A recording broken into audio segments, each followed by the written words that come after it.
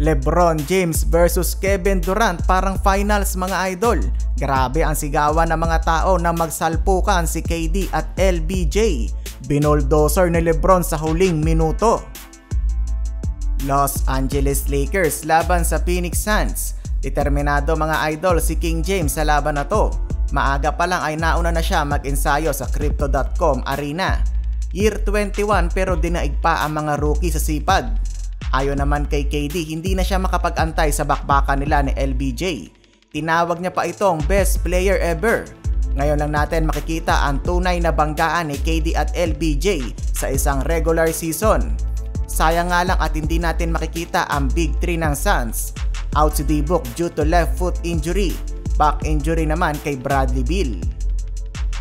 First quarter 7-0 start para sa Lakers. Agad namang nakabalik sa laro ang Suns matapos pumasok ang kanilang outside shooting.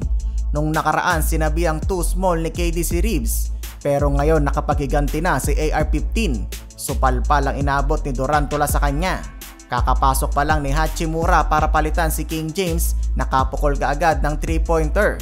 Pumakita pa na magandang depensa, butata ulit ang inabot ni KD. Halfway ng quarter, naka 17-5 run ang Suns dahil na din sa kanilang hustle. Ang taas ng kanilang second chance points. Talo ang Lakers pagdating sa offensive rebound. Binoldoser naman ni Hachimura etong si Kevin Durant. Gigil na tawagan tuloy siya ng offensive foul. Swabeng pull-up jumper ni Durant laban sa dalawang player ng Lakers. Ang daming magagandang pasa ni LeBron sa kanyang mga teammate. Puro open, yun nga lang puro baldog din ang tira. Ayaw na nga makipag-appear ni LeBron mga idol nang ibaldog ni D'Lo ang kanyang tres. End ng quarter 30-18 lamang ang Suns. Second period, maganda ang nilalaro ni Eric Gordon para sa Phoenix Suns. Sa kanya humuhugot ng puntos ang kanilang team habang nagpapahinga si KD. Nakabawi naman si D'Lo. Pumasok na din ang tres niya galing sa pasa ni LeBron. 20-5 run ang ginawa ng Lakers. Gumanda din mga idol ang pasahan ng Lakers. AD open na open sa 3-point area habang libre sa baseline si King James para sa 200 slam dunk. Napatopboard pa sa ganda ng run ng Lakers. Pagbalik ni Durant sa court, walang sinayang na oras. Tinitirahan lang sa muka ang bantay. Natapos ang first half, abante pa din ang Suns 52-48. Third quarter, walang nagawa ang Lakers mga idol sa mainit na kamay ni Kevin Durant. Kahit 2 o 3 pa ang bantay, walang makapigil sa jump shot ni KD. 16 points ang ginawa ni Durantula sa third quarter. Ankle breaker naman para kay D'Lo kontra kay Eric Gordon. Fourth quarter, parang mababalian ng katawan si Utanabe ng araruhin ni LeBron James.